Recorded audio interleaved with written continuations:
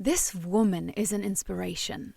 Several years back, she was terrible at managing money. She suffered from emotional spending and was eventually diagnosed with PTSD years after her time in the military. She was in relationships that weren't right for her and felt societal pressure to be in a relationship. She made really poor financial decisions early on in life, which resulted in 150K debt on 10 credit cards, signing as a guarantor on a home loan, and financially supporting another ex-partner on a new business venture that also went south. At just 25 years old, she faced two choices: declare herself bankrupt or accept what's happened and turn the situation around. Guess what she did? Hello, and welcome to 52 Weeks of Flow, the podcast that delves into the depth of human potential and the transformative power of flow. On this show, we talk about peak performance, flow, energy, and bridge the gap between science and woo-woo. Through authentic stories and real-life examples, my guests and I will help you dive into your superpowers and create your next level of success. My name is Bea Marie Neen, neuroscience geek, flow enthusiast, and your guide to rewilding yourself. I'm on a mission to raise the frequency of the planet by supporting you to untame yourself and step into your flow. And I am so freaking excited to speak to her right now. So welcome to the stage, Pauline Kirk. Hi, Bea. How are you doing? I am great. And I'm, like I said it before, I'm so excited to talk to you today. So how are you? I'm so amazing. It's such a beautiful time of year. You know, we're in April, which is Financial Literacy Month, and we've just had International Women's Day month. So this is an amazing time to be talking. Yes. I mean, for people who are listening to this, they will probably listen to it in May. That's okay. That's okay. We're still in spring. We're still in full bloom. We're still in expansion mode. So, like I said in the intro, you are a money expert. You are, especially for women. So let's dive into the nitty-gritty, into your story. Like, how did you become a money expert? Because I think a lot of us wonder, how do I get more money? How do I do this? How do I do this? We don't get that in school or anywhere. So where did you come from to be where you are right now? It's a great question, Bea. And the reality is that I turned my mess into my message. And I was not very good with money at all. I had a lot of credit card debt. I suffered from PTSD in my time in the military. And I didn't see a lot of way out in terms of my financial situation. And then, long story short, I had to find a way because I wasn't prepared to continue in the situation I was faced, which was, people chasing me all the time for, late payment reminders, people banging on the door, people questioning my whereabouts. And it was the days back in the early 2000s. So a lot of people were looking for me in terms of, the days where we didn't have caller ID. So people are calling on a landline and you don't know who's at the end of the landline. So you constantly answer it because you don't know who's you to expect. And it got to the point where it's just constant harassment. And it was in the early days when banks were more than willing to hand out a lot of money. When you're in more debt, the banks were like, sure, have some more money, have some more money, have some more money. And that's really where my journey started from, was, getting myself out of my situation. And I had 10 credit cards, just to give you an idea, not one, but 10 credit cards. And I had a guarantor for a property and a business with a partner at the time, which also went south, and I was liable for those debts. And then I had to sit there and make a decision. Do I file myself a bankruptcy or do I make a different decision? And it was tough. If you've ever been in a situation where you're facing constant struggles around your finances, and if you look at, fast forward to today in 2024, and many of us are in that situation today, making a decision, can I eat today? I had to go and work 3 jobs. I was couch surfing on friends' sofas. I worked as a restaurant at my weekends and evenings to try and compensate because I didn't have any money for food. And I lived at my friend's place, and then I was working in restaurants. Plus I had day jobs as well on top to try and then just pay off all the debt. And that really was my mission. Now, some people may say, well, why didn't you just file for bankruptcy? And for me personally, that was not an avenue I personally wanted to go down, because I felt that that was a black mark that was going to always be against my name. And that was a personal choice. And like we all have personal choices in life, I knew that I had to find a way out of that. And with pure grit, hard work and determination, and it came with a lot of burnout, not going to lie, with working the hours I was working. But my mission was to pay off the debt and do that in a way that wasn't going to leave that black mark personally. Ooh, that's a really tough road. I mean, a lot of people will probably go down the easy way and file for bankruptcy, like the easy way. It's not an easy way to also admit that to yourself, that you were at that place. Back then, it had a big stigma against it. We're going back to the early 2000s, and there was a big stigma against, black marks against your name and how long it was going to be on file for. And I look back now, and yes, it was tough. It was really tough. I mean, there's days, believe me, when it was easier to look at other avenues to end the situation. I'm not going to lie, when I reflect now. And the reality was, what am I going to do? Am I going to have bankruptcy, have this black mark? Because it's a big call to make, in terms of what's the longevity of that when it's, you apply for credit in the future, or you want to buy a property, or you want to do these things. And it's like, have you been bankrupt before? And it's always the first question that always came up in a lot of forms. And I moved overseas. I've been an expat for a while now, and I would never have had the opportunity with visas that I have today if I had filed for bankruptcy. Oh, I did not know that. Wow. Okay. So you said that you went also through a lot of burnout and a lot of, deplete. But what was the moment for you where you realized, I can actually do this? This is actually working, what I'm doing. I always look at people who give inspiration. There's always a lot of people around you when you're not in a good place, and you can face a lot of toxicity from people telling you just, who you spend time with is who you become. And when you're surrounded by people who think a certain way, that a lot of the time becomes your own belief system. And I'm also surrounded people who had a lot of debt themselves. Mm-hmm. And when you're in that environment together, you don't think about it. It's the bank's money, it's someone else's money, it's a credit card company's money. And I had to change my environment to pull myself out of my situation. So one thing for your listeners is proximity is power, and who you spend time with is who you become. And for me, that was we didn't have influence, let's be honest. I didn't have the internet back then. So for me, it was media, it was television. And Oprah Winfrey, believe it or not, was a woman who really inspired me, where if you know her backstory around being destitute, facing a lot of adversity and becoming the rock star woman that she even was now, never mind today, back in the early 2000s, she for me was my role model at 2:00 in the morning, where, just someone who got on stage, talked about life, and was a very positive influence in my life at the time when there's a lot of negativity. So she was really my inspiration. And, yes, we have YouTube and the internet at our resources. Back then, I didn't have that. It was media in terms of television, and it was the library. And really, that was only our media outlet, apart from newspapers and magazines. So that was really my inspiration at the time. When I look back, she was the real catalyst of the person I am today. Wow.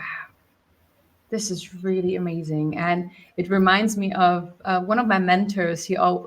When I started working with him, like way, way, way, way back, he always said, show me your friends and I tell you who you are. And so that really, drives down the lane that you just opened. The people you surround yourself with, the rooms that you enter in, that is what you become. So if you stay around people who are in debt, who are always, complaining, who are always, basically shitting on the world, then you are them. Then you are part of them.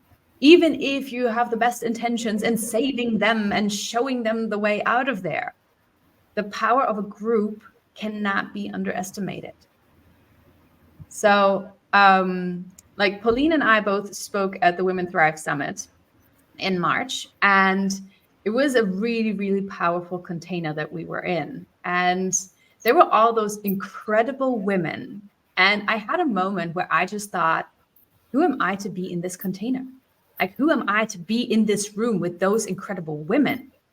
But here's the thing. If you go in a room where you think that you're the smallest person, that's the room you want to be in, because those are the people that you want to learn from. And I've learned so much from Pauline already, like just by talking to her, like just chatting. So let's move on. So you pulled yourself out, you got inspired. What happened next? Then it was basically pulling my head out the sand in a nutshell. Is around facing the reality of my situation, because I ignored it for so long. I just let the bills come in. I just chose to ignore a lot of things. And I was like, you know what, if I really want to do this, I really have to understand where I am. And that was to go through and go, right, what is my debt today? Like where are the credit card debt sitting? Where are the loans sitting? What does this look like? What am I paying out every month? So getting a real understanding of what's going in and what's going out was really the stepping point to then go, right, what changes do I need to make this happen? And I did go and sit down with my bank and explain to them, look, I've got this situation, I don't want to be in this, because they were recommending me also to file for bankruptcy. And I was like, I'm not prepared to do it. So how am I going to get out of this situation? How do I reduce the credit card debt? And they've actually worked with me to actually support me on my journey. So I'm actually quite fortunate that I had a good person that I met at the bank. And I appreciate today, there's not many humans in the bank, but back then there was a lot of humans in the bank. And there were some genuine people who really wanted to help. And I met a very beautiful woman who decided to, just take me under a wing in a bit of a way and, just support me in terms of, right, this is what I do, like focus on this, focus on this, focus on this. And, and we really worked together in terms of getting myself out of my situation. And as I said, who you spend time with is who you become. And she was really one of the ladies that supported me around just getting myself back in check in terms of, don't file for bankruptcy. If this is what you really don't want to do, this is what I'd recommend you doing. And she sort of, in a way tried to stay within the boundaries of the bank, because obviously there's a vested interest. They are businesses, but at the same time, knowing my situation around how to navigate through some of those complexities and, start with this credit card first. So the first thing was paying off the credit card with the least amount of debt, because that is a psychological barrier to go, right, that's one card down, cut it up, move on to the next one.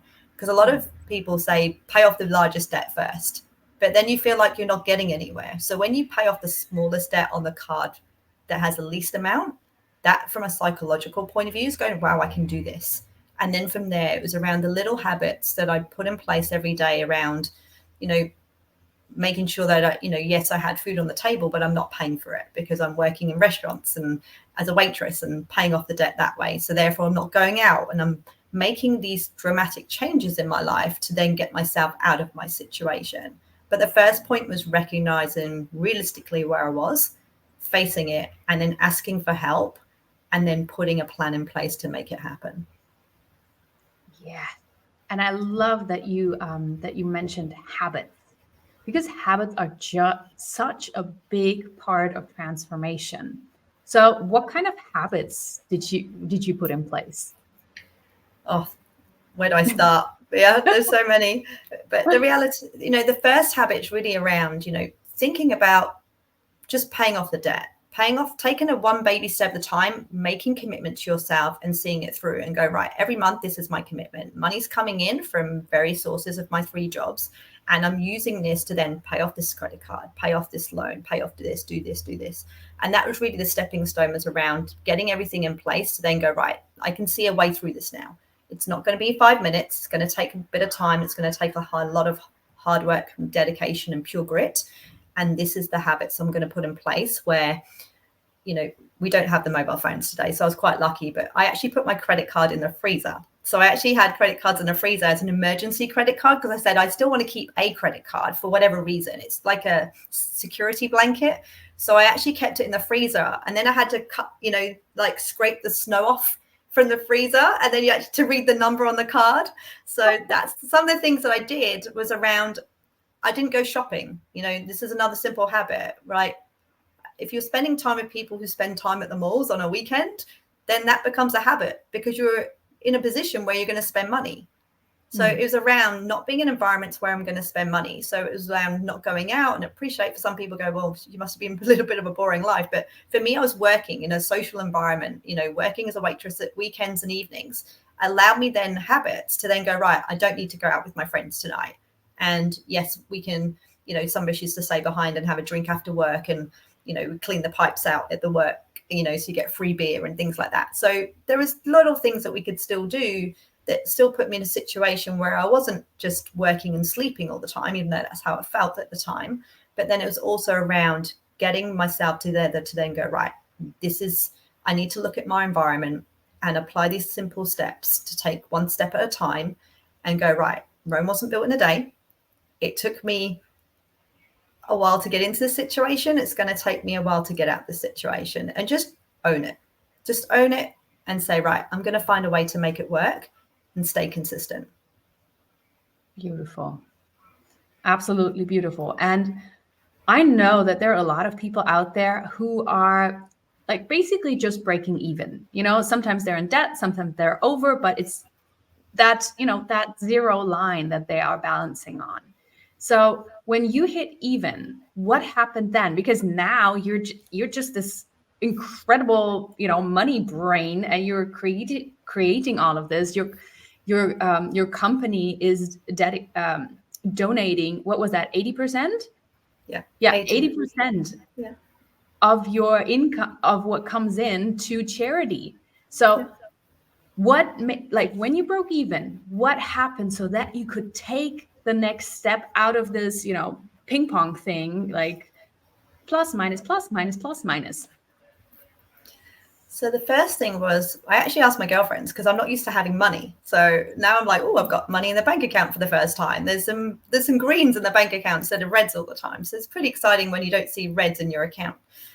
And it was at the point where I was like, right, I don't know now what to do with money because I'm not used to having in money.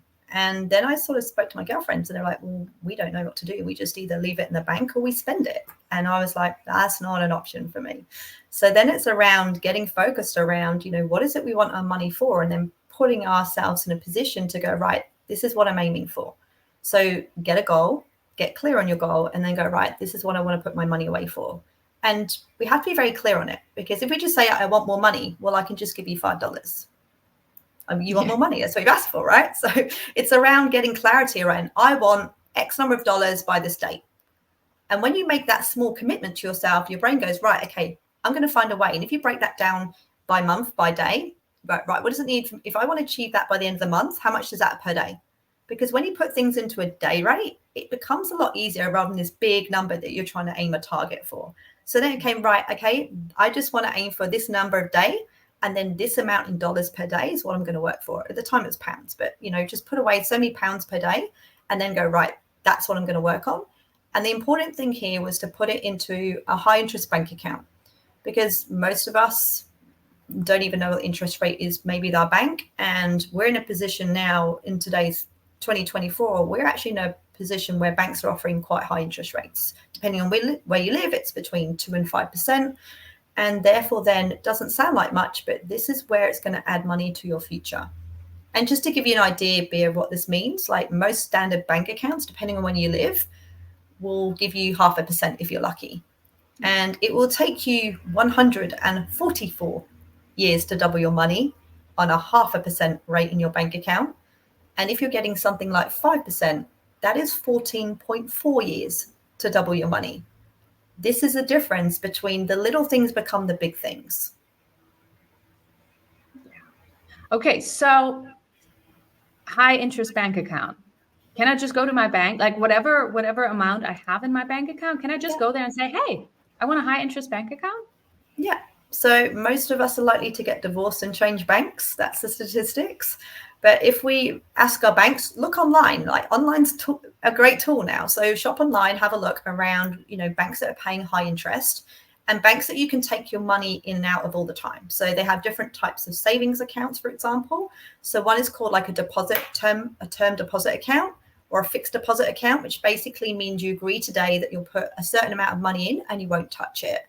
And therefore you'll be compensated by the bank in terms of an interest rate based on whatever you agree today. Now, there's a different type of bank account, which is called a high interest account or a high yield account, depending on where you live. And you can touch that money at any point in time. But you'll still get the same rate. So it's important to understand and distinguish between the two. So I would say that if you're building yourself an emergency fund, we refer that to in our community as a life jacket. If you're building your life jacket, put it into an account that you can access at any point in time.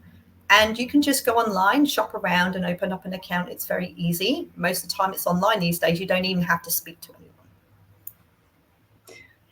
anyone. Ooh, okay. So everybody go online, shop for your personal favorite bank account on what Pauline just said, because I think this is incredible because we don't know that. We don't know that kind of stuff. Why don't we know that? They don't tell us. This is a thing. The finance industry purposely confuses us. So we hand over our hard-earned money to the finance industry so we don't become confused. And that's really what their business model is. Yes, I had this beautiful soul who rescued me, if you want to put it that way, in my younger years. But the industry itself purposely keeps us confused. So we hand over our money so we don't become confused. And that comes at a cost. And just to give you an idea how much a cost that comes at, most people are paying in the region of about 1% for a financial advisor these days. And if you add that 1% up over a 30-year period, you're about giving away 33% of your wealth, if not more, of your retirement money when you just hear the number of 1% fee. Okay. Yeah. So 1% fee is 33% less of me. That's the way that I talk about it in my community. And we talk about it quite openly. I'm not saying there's anything wrong with financial advisors, but they're not clear on their rate structures. So some of them are just, it's 1%. And for humans, we go, 1% doesn't sound like a lot. But the reality is it is actually a huge amount of money. It's at least a third of your wealth over a 30-year period that you're actually giving up for not being educated. And that's really the part is, well, how do I get educated and who do I go to and who do I trust? Which is the same questions I asked my girlfriends when I got to the point we spoke about is I'm break even now. What do I do? And that really is why we set up our community here at Femvestors Global, is that there is no silly question, that we could have a safe space to talk about the things that we didn't feel comfortable talking about. That, as women, we have quite a complex relationship with money for various reasons. And therefore, then for a lot of women, it becomes difficult to be quite open around our financial situation. And for many women I meet, professional women, business owners, it's, well, for 56% of couples, my spouse does it all. Or it's an area where I haven't thought about. Or it's my priorities, my business, my career, my kids, running a household, looking after aging parents, bang, bang, bang, bang, bang, bang. And then somewhere on that list of, way down the list of priorities is money. And then what happens is something happens and then money becomes the top of the list and we're not prepared for it because we haven't thought about it. And my mission is that you own the life jacket. So no matter what happens, that you protect yourself, whether it be through economic abuse, because that is a rising trend that we're seeing today for a lot of women, where the spouse now controls the finances. Women have seen a big shift around becoming business owners, or they're taking more of a junior role, going back to work after childcare, or they're earning less. And that economic abuse creeps up very, very slowly. And then suddenly now we're not earning. And my spouse manages all the finances. And now a lot of women feel like they've lost their self-worth in the journey.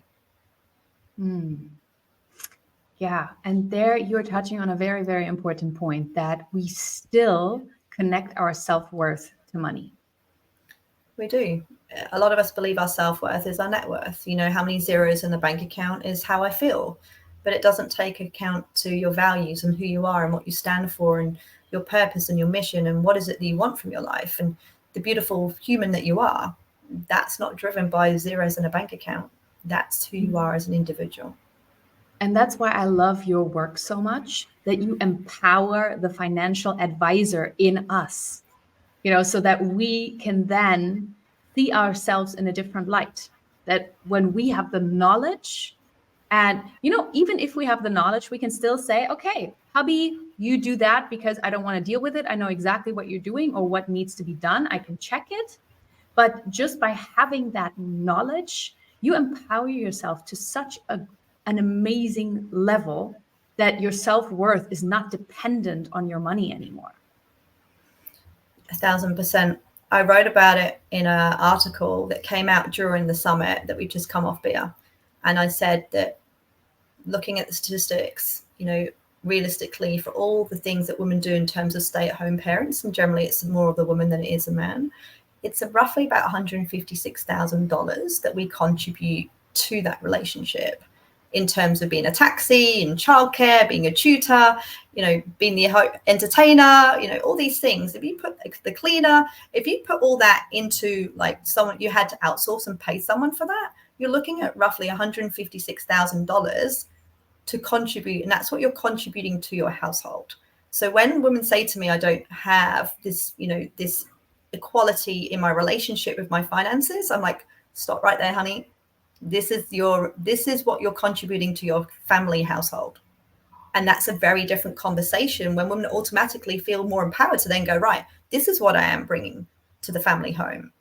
And this is what I'm supporting my spouse with in terms of the position. I mean, I'm in an expat community and I've been an expatriate for a long time, but I'm also ex-military. So I've seen it a lot with military families too, where one of us, generally the woman, will follow her husband around the world.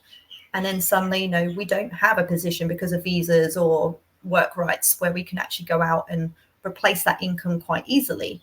But today that narrative is shifting a little bit, because if we can set up companies and operate businesses, which a large portion of women are doing now, we can generate our own wealth and be very independent. But again, it's a lot of work and it's a lot of time, and not everyone's set up to run businesses.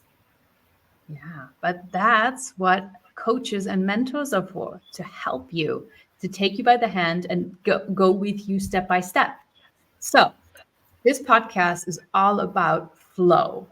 And let's talk about money flow. When you broke even,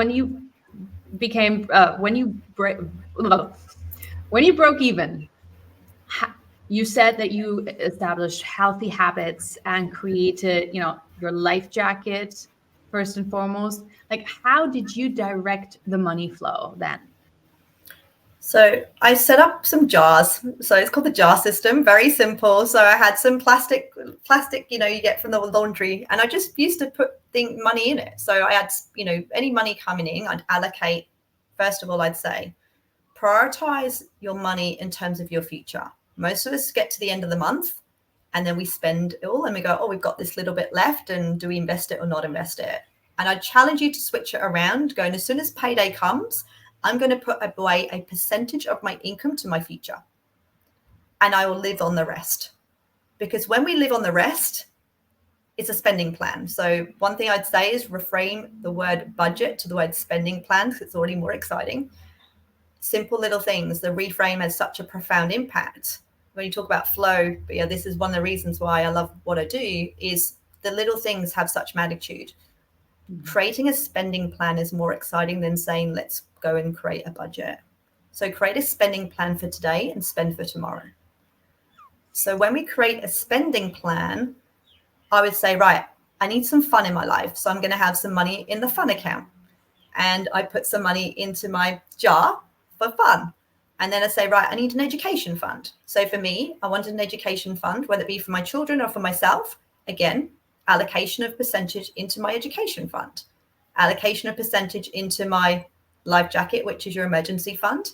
And then I said, right, I need to start thinking about investing. So then I put some money into the jar for investing. And that's really where it stemmed from in terms of my habits, and then around the flow to get myself organized. Now, I'd actually go to, some people set up accounts, and you can have different bank accounts to have these types of activities and name them because they're quite fun. Or you can just go, you know what, I'm just going to go to the cash point machine and pull out a certain amount of money. I'm going to put it into my jars each week. and manage it that way. And it's very much you in terms of how you like to work, because one thing that works for you may not work for someone else, and habits are very individual. Yeah. And I can just 100% agree.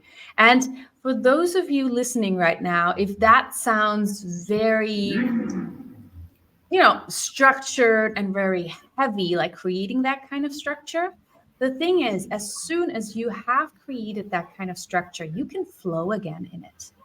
You just have to set it up.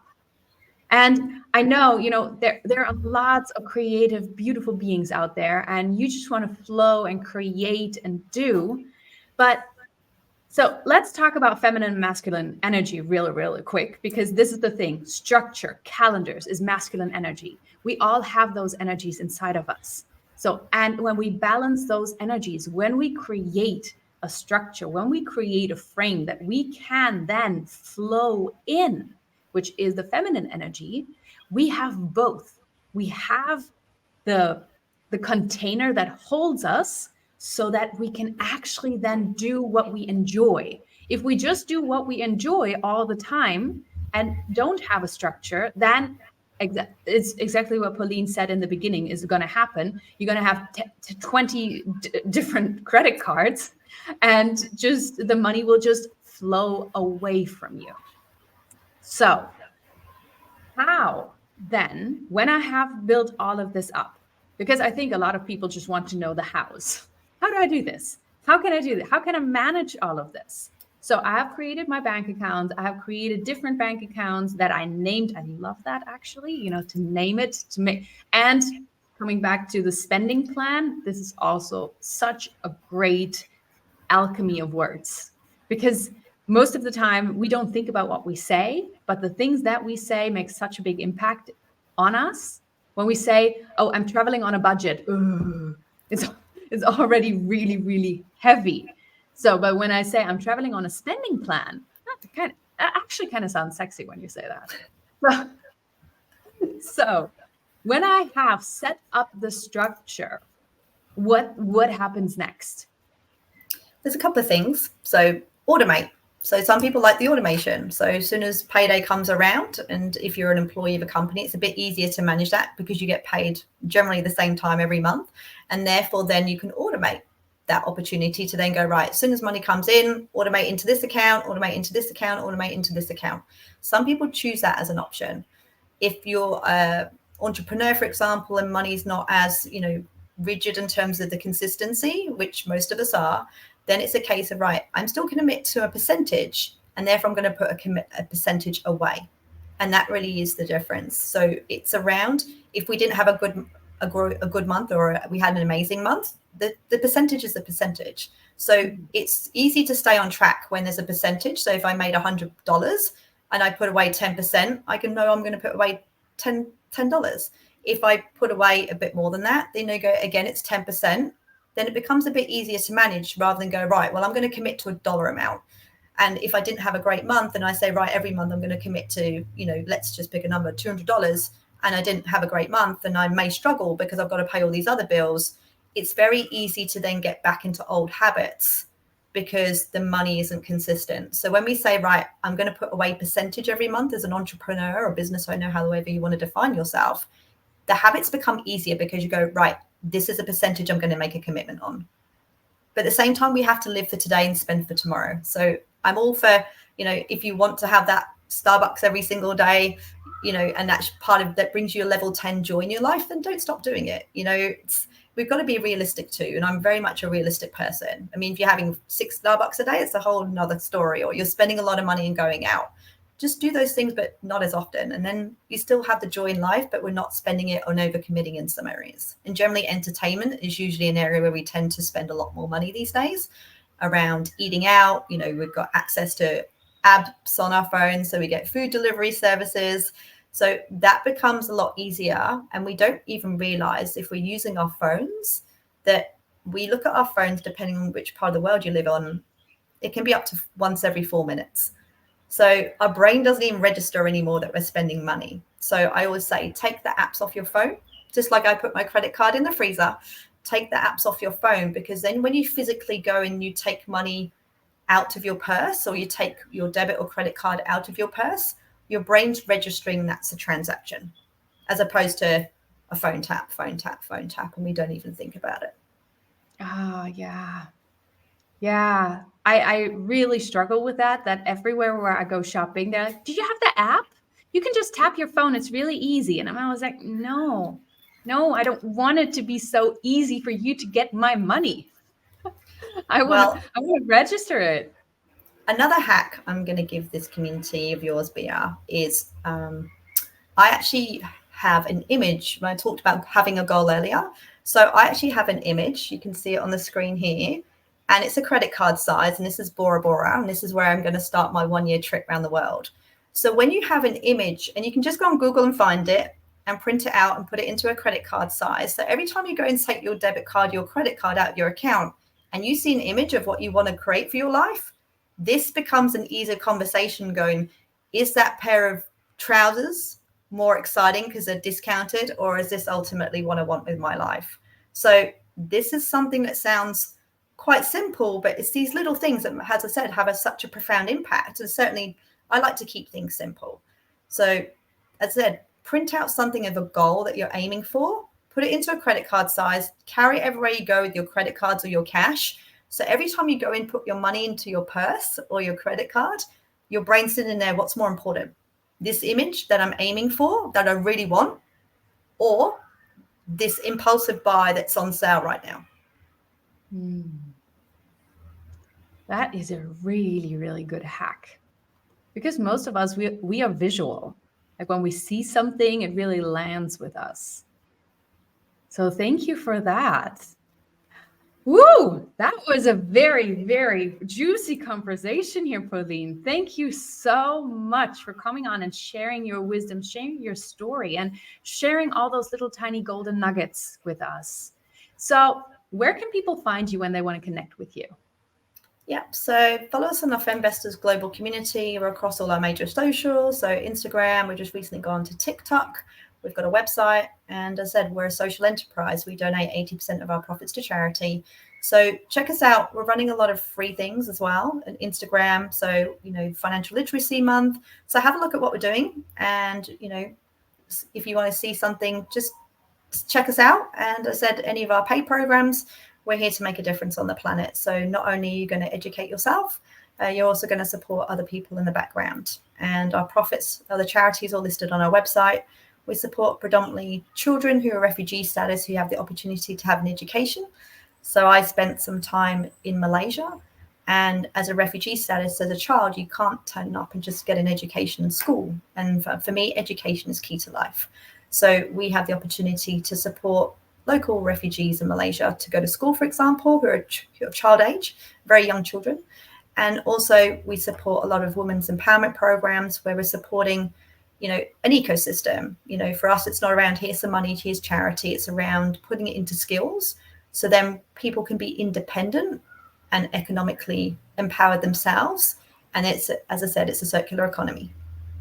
Beautiful. And if that was too fast for you, then all of the links will be under this, if you're watching it on YouTube, under the video, or in the podcast description on your favorite podcast platform. That's where it is. So one last question. If you could make a wish that would come true today, what would that be? Unlimited money, unlimited time. Oh, I love that. What would you do with unlimited money? I want every person on the planet to be educated financially, because this is the difference around having a beautiful life and living to our full potential, because we get to do amazing things with the money that we come into our environment. And this is the beautiful ending of our time together. Thank you so much, Pauline, for coming in and being just this radiant light in the world and making a difference for us, not just for us women, but for everyone on this planet who comes in contact with you. Thank you very, very much. And that's it. That's it for today. That's our show. I hope you took a lot of notes while we had this beautiful conversation. You will also find a lot of what we talked about in the show notes. And If that has inspired you, then drop Pauline some love. You find all her social links down below, and let me know what you took away from this episode. If you have any questions or suggestions, then please feel free to reach out, bea@superwoman.coach, or you can also find me on Instagram at moving_river. And if you really loved this episode, then please go back and rate and review the show. It would mean the world to me. And I promise you, I read every review you write. And until next time, keep shining, keep learning, keep growing, and keep flowing.